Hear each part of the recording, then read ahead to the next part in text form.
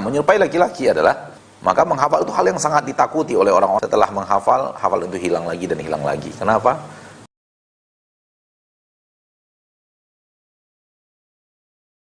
Anak mau tanya ini saat mengenai hadis tidak akan masuk surga anak yang durhaka, suami yang dayus, dan wanita yang menyerupai laki-laki.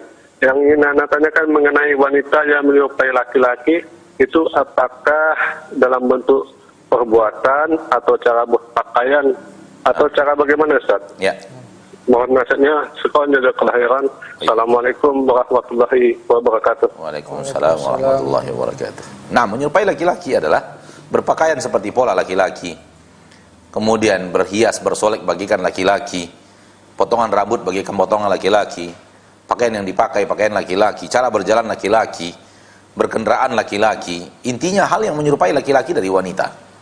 Karena sesungguhnya ketika Allah menciptakan manusia, wanita Allah ciptakan dengan tabiat manusia, wanita, dan laki-laki Allah ciptakan dengan tabiat laki-laki. Masing-masing berbeda. Wanita dengan kewanitaannya dan laki dengan kelelakiannya. Bahkan dari awal lahir saja, air seni mereka dibedakan oleh Allah. Air seni anak laki-laki adalah najis yang mukhaffafah, najis ringan, cukup dipercikkan air selesai. Adapun air seni daripada wanita walaupun baru lahir itu sama dengan air seni yang manapun dari orang dewasa. Maka dibedakan sudah oleh Allah Taala. Dari kecil laki-laki adalah laki-laki dengan tipikal dan tabiat laki-laki, dan wanita adalah wanita dengan tipikal dan tabiat wanita. Maka manakala ada seorang wanita merubah-rubah dirinya bagaikan laki-laki, seminggu yang lalu lebih kurang atau 10 hari yang lalu kita melihat wanita yang seperti itu. Dilihat penampilan zahirnya pasti laki-laki. Begitu dia berbicara, ketahuan kalau dia perempuan. Maka hal yang seperti itu. Sebagaimana ada laki-laki yang berusaha menyerupai wanita, hal yang sama. Nah, sebaliknya adalah wanita yang menyerupai laki-laki. Nah, itu yang kita katakan tomboy dan semacamnya. Nah. Oh ya, ini pertanyaannya tentang bagaimana sunnah ataupun yang harus dilakukan bagi seorang ayah yang baru memiliki anak laki-laki. Kemudian kalaupun dikatakan dalam hadis sunnah akikah ketika hari ke-7, Ustaz.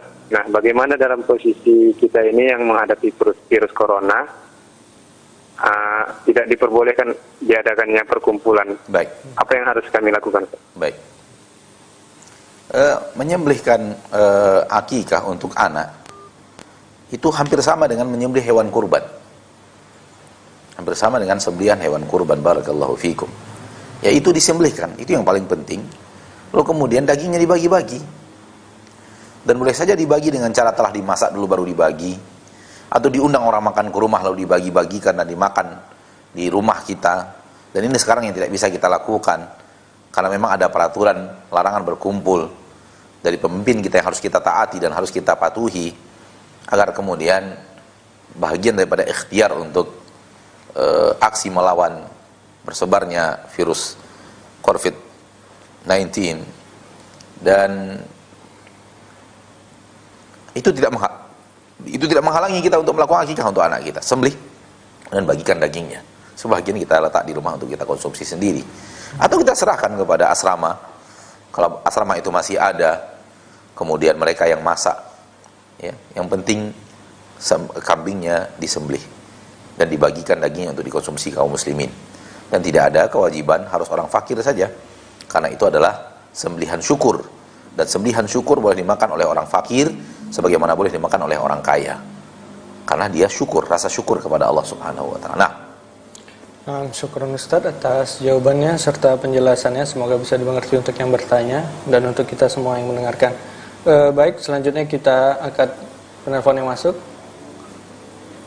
Belum ada ya. Baik, kita sambil menunggu penelpon, kita akan bacakan pertanyaan yang masuk melalui WhatsApp. Assalamualaikum warahmatullahi wabarakatuh. Waalaikumsalam warahmatullahi wabarakatuh. Saya hamba Allah di Kalimantan Barat, Ustaz. Mau bertanya, saya sudah 7 tahun menikah. Alhamdulillah saya sudah berhijrah. Salahkah bila saya marah menyuruh suami baca Quran dan menghafal Quran? Karena saya malu dengan anak-anak saya yang hafal Quran dan doa-doa, sedangkan ayahnya bila ditanya tidak bisa, suami hanya iya-iya saja. ayat kursi saja sudah 2 bulan tidak hafal. Syukron Ustaz. Usaha untuk menghafal bagus, namun harus marah dengan suami tidak hafal tidaklah baik.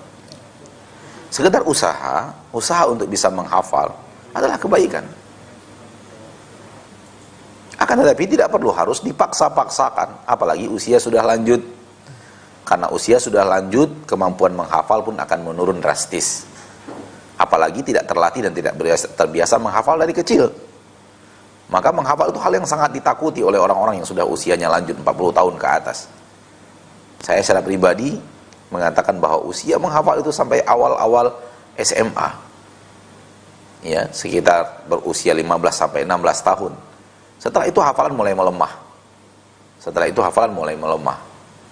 Maka apabila kita sudah punya anak, punya cucu apalagi dan mulai menghafal, kebanyakan setelah menghafal, hafalan itu hilang lagi dan hilang lagi. Kenapa? Karena kita menghafalnya di usia senja, di usia hafalan kita tidak lagi kuat. Maka usaha boleh, bukan terlarang, tapi apabila tidak berhasil jangan kemudian dijadikan itu patokan bahwa kita adalah orang yang lemah. Karena memang usia lanjut, apalagi sudah banyak urusan anak-anak, urusan pekerjaan, urusan masyarakat dan yang lainnya harus difikirkan. Orang yang sudah usia lanjut lebih daripada SMA, maka yang semakin tajam adalah pemahaman dan fikirannya. Cara memahami masalah, kederwasaannya memahami masalah, kedewasaannya untuk memahami perkara, itu yang lebih tajam dibanding hafalan. Wallahu ta'ala alam bisawab. Syukur Ustaz atas jawabannya serta penjelasannya. Semoga bisa dimengerti untuk ibu yang bertanya. Barakallahu fiik. Baik, selanjutnya sudah ada penelpon yang masuk. Halo, assalamualaikum. Waalaikumsalam warahmatullahi. Ya, dengan ibu siapa di mana? Dari hamba Allah di Pangandaran. Ya, silakan ibu langsung dengan pertanyaannya. Mohon assalamualaikum warahmatullahi Ustaz. Mohon nasihatnya. Waalaikumsalam warahmatullahi wabarakatuh. Bagaimana apakah insyaallah Ustaz ada seseorang yang biasanya Maaf, dia Ibu, mungkin untuk hamil. Halo? agak lambat sedikit. Bagaimana apakah sikap ini salah Ustaz?